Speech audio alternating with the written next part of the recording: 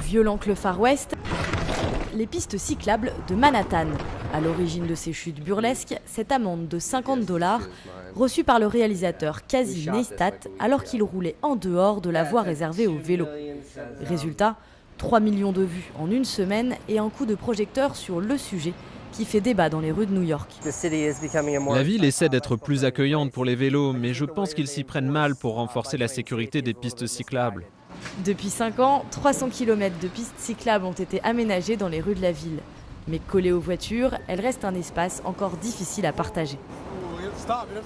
Vous savez que vous bloquez la piste cyclable en vous garant là? Les voitures nous rentrent dedans parfois. J'ai été renversé déjà 2 fois. Ils sont fous, ils prennent la rue en sens inverse. Difficile d'imposer le vélo auprès de 8 millions d'habitants habitués à l'automobile. Le taux d'accident est toujours plus élevé à New York qu'à Paris, Londres ou Tokyo.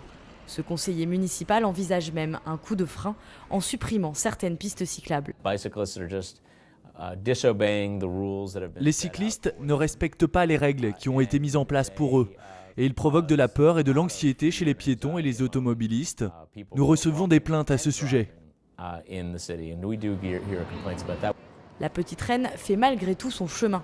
Les cyclistes sont aujourd'hui 2 fois plus nombreux à New York qu'il y a 5 ans, pour le plus grand bonheur des associations de militants. En ville, on a vu une sorte d'explosion du nombre de personnes qui choisissent le vélo pour leur trajet quotidien. Et grâce à ça, les rues sont en train de changer, elles deviennent plus calmes et moins sauvages. Prochaine étape pour le maire pro-vélo Michael Bloomberg, un Vélib new-yorkais. Mais changer les habitudes des habitants prend du temps.